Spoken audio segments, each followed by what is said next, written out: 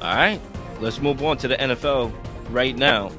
We are going to talk about the Buffalo Bills as Stefon Diggs, and the reason why he didn't show up to camp was allegedly, right? Obviously, we have to say allegedly, was brought to the table and brought to the media. Basically, his frustrations with play calling and targets and voice and play calling. So, translation, he wants to call plays.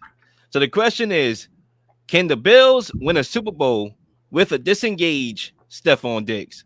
Zay, once again, the mic is yours. I don't believe so. I think football. I mean, Super Bowl champions. When you look at teams that won the Super Bowls and the championship, it's a team game. It's everybody. Everyone's involved. They can't just be based on one guy. But one guy could literally mess up the entire flow of the game if he's having an attitude. If he's not locked in because he's not getting 30 targets in a game or like whatever the case may be. I think Stefon Diggs needs to focus more on his production. And I think he needs to trust the offense and the coordinators to do what's right. I understand he believes he's open all the time. I know he believes he has the mismatch and the advantage over anybody who defends him, which we appreciate in any receiver who has that kind of mentality and goal. But you need that full team mentality. You need to be able to be team first and not me first. And I think, he has to allow the Bills to you have to trust the Bills. I think Stefon Diggs, he has a similar issue in Minnesota where he feels like he's so much above everyone else and is taken away from what the team is trying to do, or at least planning to do. I think that one I believe it was last year, 2 years ago, when the Bills played the Chiefs and Gabe Davis had 4 touchdowns. I think that was against the Chiefs in the playoffs. And I think even then he was still pissed off that he didn't get the targets, or he didn't get the touchdowns. It's like, bro, they're planning for you. The playoffs is a different beast. It's not like the regular season they're doing any kind of coverage. They're planning to shut you down. They're not looking for you to have 200 yards. They're planning to make sure you get 50, under 50, because you're not supposed to get this luxurious stat line in the playoffs. That's the whole point of playing in the playoffs. Just one game, we're shutting your best player down. What can you do outside of that? It's never the first option. It's the second or third, fourth, fifth that will work. And I think, Stefon Diggs needs to understand play calling. You're not doing that. We're not going to give you the play calling. Like, we're trusting Josh Allen. We're trusting the offensive coordinator. We're trusting McDermott. And you have to get on board because we're trying to win and you're taking away from that. So I think, he's more of a distraction than anything else. It's not going to allow the Bills to win a Super Bowl. Yeah, so as it pertains to Diggs, I would hope that his frustration are not about targets, but about winning. And that's the theory that I buy more so than what was said. We live in an era of misinformation, especially by the mainstream media, and a lot of things are for headlines and clicks. So I'm not sure if I believe that, especially when you look at the numbers. He's targeted the fifth most, or in the top 5. I think it was like number 3 out of any other receiver. But I know in the top 5 for sure, I could assure you of that. Top 5 in targets. So I would hope that it wouldn't be that. And I would hope that I'm wrong here or not right. Right? Mm-hmm. Yeah, something like that. All I know is that I hope it's about winning. Initially, when I saw him, you know, after the AFC Championship game a couple years back when they lost to the Chiefs, and he was standing there watching their celebration, and I saw him there staying and watching it from a eyewitness view, right up there, right in the front. And then last year, he stormed off the field when they lost to the Bengals. Immediately, I thought it was that Jimmy Butler. I want to win so badly that I'm going to give my coaches a hard time, because if you know anything about Jimmy Butler, those watching this show, that he wants to win, and at times he gave coaches hell. The 76ers coach, Tom Thibodeau, he always wasn't a coach's guy because he wanted to win and he didn't like the direction of their route to winning. And I thought that, and I still think that that's what Stefon Diggs' issue is the wanting to win, but I just don't agree with the play calling and the route to winning. And I'm going to ride with that. I'm going to hope that that's what it is. And Stefon Diggs don't let me down trying to be a diva and be selfish. So I'm not going to buy that theory. I'm just going to buy that he wants to win. And I'm going to buy that the Buffalo Bills have what it takes to win. I think personally, this year will be the best version of the Buffalo Bills.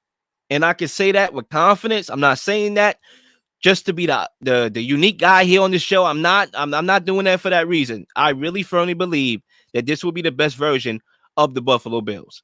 And as I stated before, on the last time we did this topic on the last show, that it may not mean anything because of the field. The field got better, the AFC East got better. But if we are focusing on Buffalo, because sometimes when we talk about these teams, and I do it here and there, but I don't do it a lot. I try not to do it a lot, but a lot of people do. Is the AFC is doing this, and Deshaun Watson got that, and Patrick Mahomes is back, and the Jets got Aaron Rodgers, and the Dolphins got that. I don't care about that. Right now, we are going to talk about the Buffalo Bills, and the Buffalo Bills on paper got significantly better, and it starts with the drafting of Kincaid and this 12 personnel, essentially two tight ends, excuse me, two wide receivers and two tight ends, right? On the field at once, and not three wide receiver sets, but two wide receiver sets. And I think it makes sense because Kincaid has hands. And this could be potentially with him and Dawson Knox, the best tight end duo since Aaron Hernandez and Rob Gronkowski. And I really believe that. And when you have two legitimate tight ends on the field at once, they will give defenders nightmares because obviously Kincaid can stretch the middle of the field. And we all know that Josh Allen knows how to find Dawson Knox in the red zone. So you have to worry about that. Then a re-engaged Diggs, right, will be as dangerous as anybody, right? And you have wide receiver two, Gabriel Davis, who can stretch the field. And let's say if you, because like Boston, what I said about Boston about the flexibility and versatility, you could go three wide receiver sets at times because you have Khalil Shakur who could hit him up in the slot. So now you can do three wide receiver sets. You can do 12 personnels, two tight end sets. You have that flexibility. I like flexibility. That's why I like that Boston move. I like being able to mix and match different pieces on the keyboard or on the chessboard, excuse me. Right? I like doing that. I love showing defenses different looks. So now we don't look the same. A lot of people think Buffalo looks the same. Oh, we passed the ball, passed the ball. Yeah, they can still pass the ball and look different this year. And they should commit to the running game because, as I alluded to on the last show that we did talking about this topic, they added Damian Harris. So you have about four backs over there that you can find a running game, especially when you have those two tight end sets on the field at once because they can block and open up the lanes. As we all know with offensive lines, some offensive lines are better pass blockers than rush blockers. So that will help the rushing game if that's the issue. So defensively, right? Everything is offense. I want to talk about defensively. They had a lot of injuries last year. Pryor got hurt for the year. Von Miller got hurt for the year, tore his ACL. Those guys are going to be back. They signed Leonard Floyd. So when you look at them from a team perspective, they've got significantly better. And to answer the question, because I don't even think I really fully answered the question yet, can they win with a disengaged Stefon Diggs? Sure, they can. They can win without Diggs if we want to go there. But before I even expand on that, right? Because I know that's a hot take, I'll let Zay respond to everything I said. I think we do often. People who watch sports, anyone who watches sports, when we talk about any team adding players or removing players, we often look at what's happening around, right? To say if they got better or not. We never look internally on the improvements of each position. And I think that is true. I agree with that. We often do that. We all do. Because of we are so consumed on what team looks like the best in a division, what team has the best schedule, what team to make that determination of who we feel can win a Super Bowl, who can make deep playoff runs, who can surprise us in the season. So yes, I agree. I understand and I agree that we often do look at the field opposed to internally. When we look at the Buffalo Bills, I feel like they did add some talent, but there's still a glaring hole at running back. There's still a glaring hole at offensive coordination, as we said on this show, because it seems that it is very reliant on Josh Allen making heroic plays than other besides the plays opening up the field for Josh Allen. And I think we've seen that more times than not. And we've seen more interceptions than accustomed to seeing Josh Allen throw this past season because it was too reliant on Josh Allen trying to make the play and so on and so forth. The two tight end sets, the two receiver sets, the two receiver, two tight end sets, excuse me, could possibly pay dividends if the right play is called, if the right plays are called to get guys open. And I think that's crucial to highlight because the Bills have shown us more times than not. Josh Allen is in control of everything. He makes the right reads all the time, and we trust him. And that's not the case. We've seen it more. We've seen it a lot of times where Josh Allen does not see the guy. He does not see him, and I think that's something that needs to be highlighted more. And I think also it takes an engaged Stefon Diggs, as someone who needs to work with Josh Allen, not work against him, to get that right. You can't have a disengaged Stefon Diggs and to get that fixed. You can't have Stefon Diggs on this roster because the Bills might not be a playoff team if Diggs is not on this roster. And we have to be 100% accurate with that. The Bills are not a playoff team without Stefon Diggs. And that I is, think that's bogus. I think that's I think I would 100% love to true. respond to that real quickly. I think that's bogus. Um, all right, I'm gonna tell you why that's bogus. I got a Mhm. prime example, and I understand these two teams are different, but it's gonna collide. I'm gonna make sure I explain everything. Now, obviously, Stephon Diggs is a top 5 receiver, and nobody's gonna deny that. He's a top 5 wide receiver. He's productive, great route runner, can do a lot with the ball in his hands, and he was very important to the development of Josh Allen's career. But now Josh Allen is developed. Is he a perfect product? No. Was he built in a factory? No. He's a human. Okay, so he's going to make mistakes. But I say that to say, when you're talking about the Chiefs and how they lost the best wide receiver in the league, arguably behind Justin Jefferson, right? And Tyreek Hill. They won a Super Bowl. Why? Because of one word, adaptability. Mahomes adapted, taking what the defense gives him, being patient with the football, something that Josh Allen could copy that blueprint. He has the skill set and physical attributes to dominate like a Patrick Mahomes. We know he can throw as far as Patrick Mahomes, if not further. We know that he's explosive as Mahomes, if not more explosive than Patrick Mahomes. But the difference is Mahomes is willing to take the patient route to get to a touchdown. Buffalo is like, I want the biscuit now.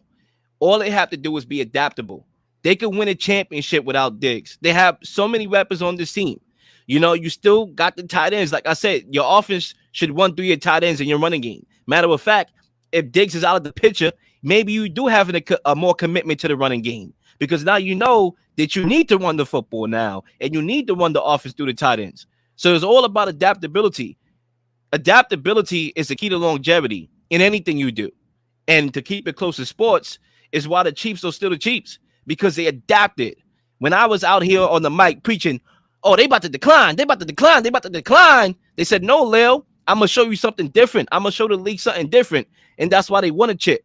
The Patriots dynasty, right? I've been watching the Patriots for over a decade and change, right? They look different. They had the dominant receiver on Randy Moss and got to a Super Bowl and won all the regular season games. Then they had the two tight ends that they ran through with Gronkowski and Aaron Hernandez. Then they had Edelman that went out for a year and they won a Super Bowl.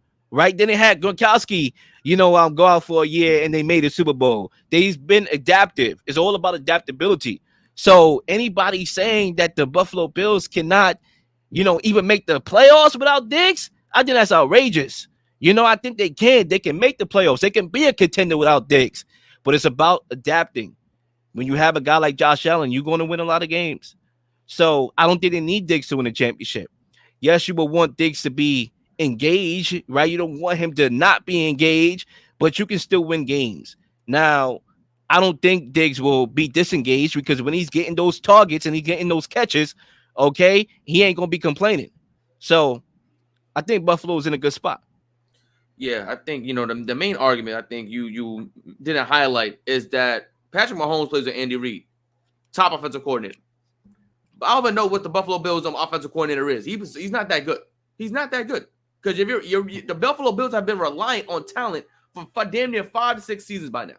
The offensive coordination does not call the right plays. If you were to switch the Bills offensive coordinator with Andy Reid, and you'll see the difference in Patrick Mahomes. Because Josh Allen's not getting the right reads on the field. He can't read the field correctly. Once Dable left the Bills, we've seen an entirely different Josh Allen. Like it just completely night and day. It just changed.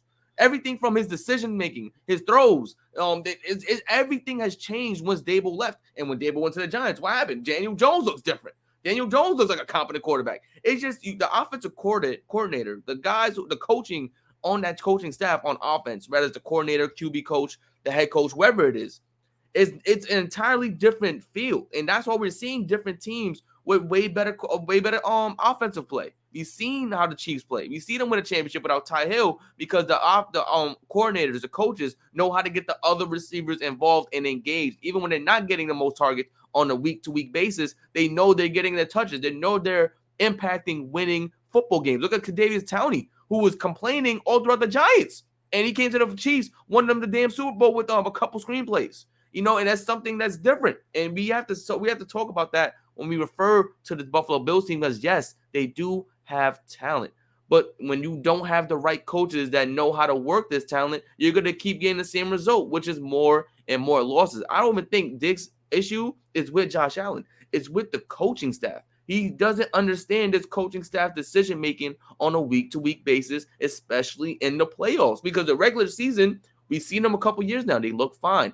Playoff time comes, they face a little adversity. They don't know what to do. The panic button is pushed. Josh Allen, take us there. Take us as far as you can, because the coaching staff is not calling the right plays during these damn playoff games. Now, I would say this. Yes, Ken Dorsey got out coached by Lou Amarillo, but so did the Chiefs. Okay, so did the Chiefs 2 AFC championships ago. So was the Chiefs last year, right? For the second half of that game, they got out coached. They just happened to win because the ref was on their side. I say that to say, when you talk about this team and the offensive coordinator, it's going to be a second year. So there is a familiarity standpoint that needs to be developed. Most times than not, when you have a new coordinator for the first year, it's not going to be peas, greens, and beans. It's not. And that's a fact. You know, one thing that the Chiefs had for the entire Mahomes era was coaching stability. So no matter what weapons they lost, whether it was Tyreek Hill, whether it was whoever, it didn't matter. They had coaching stability, right? They had Eric Bieniemy for the entire career thus far, until obviously he took the job to the Commanders. They had Andy Reid. So he has that. He doesn't have to learn a new offense. They just adapted on the fly together with the principles of what worked for them before. Josh Allen has Ken Dorsey. Oh my God. Different from the Giants, man. Why am I blanking? I'm bugging right now. What's this guy named? Brian Dable. Yeah, Dable. Different from Dable, right? Turn off your cable. Different from Dable. So I think in year 2, the offense will be more fluid, you know, because you have that chemistry there. Another thing. Yes, I am not preaching that the Buffalo Bills should be passing the ball 30 plus times a game. So what I'm about to say, please don't make it misconstrued. Don't take it as I'm saying don't run the football. But as we talked about with the running back market, running backs are replaceable. You don't need a prime running back to win a championship. Where's Saquon Barkley's rings? Where's Nick Chubb's rings? Where's Dalvin Cook's rings? Where's Derrick Henry's rings? I brought them names up because they're the best running backs in football right now. Where they rings at? Nowhere. All you need is a running back, and they got 5 on his daggone roster to get 4 yards a pop. 3 to 4 yards a pop. You got Josh Allen's legs. He'll get you some. Obviously, you want to preserve his legs. You want to preserve him being on the football field, right? We all know you got 2 tight ends. You got weapons. You're going to pass the ball more than you're going to run the football. That's never going to change with this group. All you need is an Isaiah Pacheco type production. Did Isaiah Pacheco did anything spectacular last year? No, he did not. Super Bowl, he had the best game of his career. Was his best game, but they had to get there. And it got there because he was able to have a good, decent playoffs where he got 4 yards of carry and 1 big run in the playoffs against Jacksonville. And he had a good game in the Super Bowl. That's all you need. Look at this running back roster right now. Damian Harris, I know up top. You got James Cook, I know up top. You got the dude, I forgot this dude, Latavius Murray off top. Mm-hmm. You got all those guys. You got the Naheem Hines kid. Yeah, that's my issue. They had Naheem Hines last year, and they couldn't. All you need is a running back to give you 3 to 4 yards. That's it. But that's my issue. Even Naeem Hines last year, right? They didn't use him at all. He wasn't in any plays, but that's what goes to the coordinators and the coaching staff. They don't know how to use the talent that they have with them. Like Kincaid, you talked about him. He has a good hands. We see him all his college stats and everything. How do we know that he's going to get enough snaps this season? Because the coaching staff doesn't look like they know who to use at what particular times or when to use them. And that's my biggest issue with this Buffalo Bills team. We've seen it time in, time out. That these guys, they just don't know how to utilize them correctly. And it's always on off. It's never the defensive side. Defense has been somewhat really good, but it's always the offensive side of the ball. They don't know how to use these guys on offense. So could you bring in a coordinator that knows what the hell they're doing? Because it doesn't make sense. Why is Dable the guy that goes in there? He gets the best usage rate out of everybody on that football field. That once he leaves, now no one knows what to do. They don't know where Gabe Davis is at. They don't know how to put Diggs in different positions. They don't know how to find Dawson Knox out there and better routes. It doesn't make sense to me how the offense just completely changes off of one guy disappearance. I thought like this Buffalo Bills team's talent should be able to get some type of separation. And I just don't understand how these plays are not getting them open.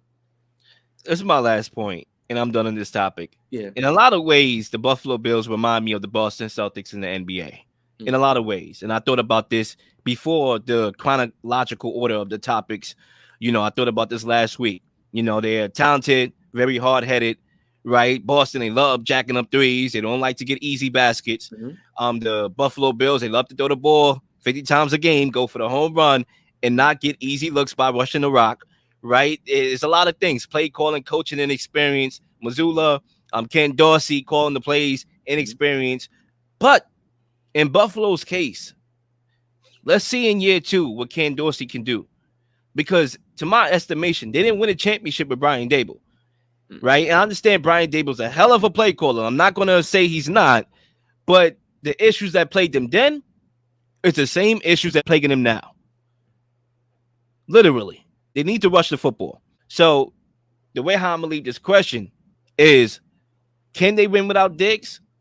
Sure, they can win without Diggs because they'll stick more to rushing the football and using 8 tight ends. Now, does Diggs make them worse? Clearly not. So, yes, to answer the question, they can win. I don't think he's going to be disengaged for the whole year. Please like and subscribe for all the up-to-date content. You've been slinging shows left and right, slinging content left and right. Please don't miss anything. If you do, like, subscribe, leave a comment, leave a question, something you may want to answer, something you may have. All ideas are great ideas. Nothing's a dumb question.